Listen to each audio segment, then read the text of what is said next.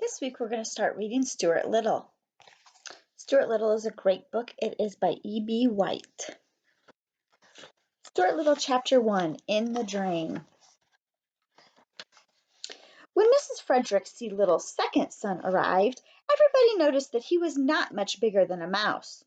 The truth of the matter was, the baby looked very much like a mouse in every way. He was only about 2 inches high, and he had a mouse's sharp nose, a mouse's tail, a mouse's whiskers, and the pleasant, shy manner of a mouse. Before he was many days old, he was not only looking like a mouse, but acting like one too, wearing a gray hat and carrying a small cane. Mr. and Mrs. Little named him Stuart, and Mr. Little made him a tiny bed out of 4 clothespins and a cigarette box.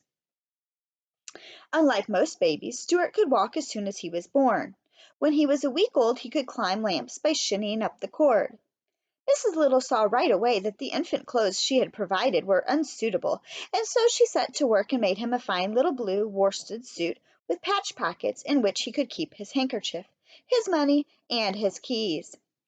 Every morning before Stuart dressed, Mrs. Little went into his room, weighed him on a small scale which was really meant for weighing letters. At birth, Stuart could have been sent by first-class mail for 3 cents, but his parents preferred to keep him rather than to send him away. And when, at the age of a month, he had gained only a third of an ounce, his mother was so worried that she sent for the doctor. The doctor was delighted with Stuart and said that it was very unusual for an American family to have a mouse. He took Stuart's temperature and found that it was 98.6, which is normal for a mouse. He also examined Stuart's chest and heart and looked into his ears solemnly with a flashlight. Not every doctor can look into a mouse's ear without laughing. Everything seemed to be all right, and Mrs. Little was pleased to get such a good report. "Feed him up," said the doctor cheerfully, as he left. The home of the Little family was a pleasant place near a park in New York City. In the mornings the sun streamed in through the east window, and all the Littles were up early as a general rule. Stuart was a great help to his parents and to his older brother George, because of his small size and because he could do things that a mouse can do, and was agreeable about doing them.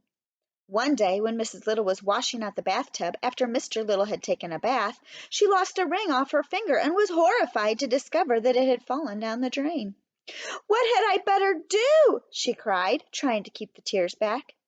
"If I were you," said George, "I should bend a hairpin in the shape of a fishhook and tie it to the piece of a string and try to fish the ring out with it." So Mrs. Little found a piece of string and a hairpin, and for about half an hour she fished for the ring. But it was dark down the drain, and the hook always seemed to catch on something before she could get it down to where the ring was. "What luck?" inquired Mr. Little, coming into the bathroom. "No luck at all," said Mrs. Little. "The ring is so far down I can't fish it up."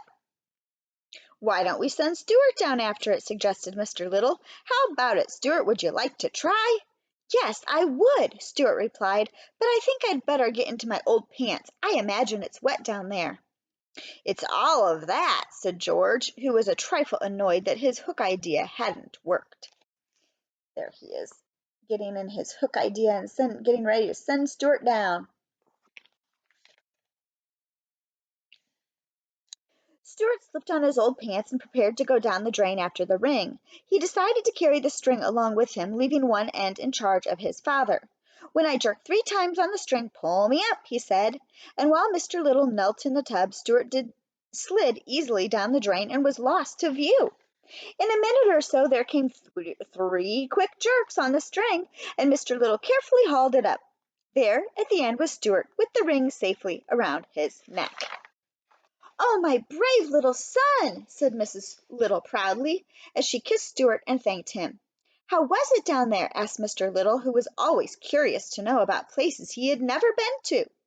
"It was all right," said Stuart, but the truth was the drain had made him very slimy, and it was necessary for him to take a bath and sprinkle himself with a bit of his mother's violet water before he felt himself again. Everybody in the family thought he had been awfully good about the whole thing. There he is, taking a shower and sprinkling himself with the violet water.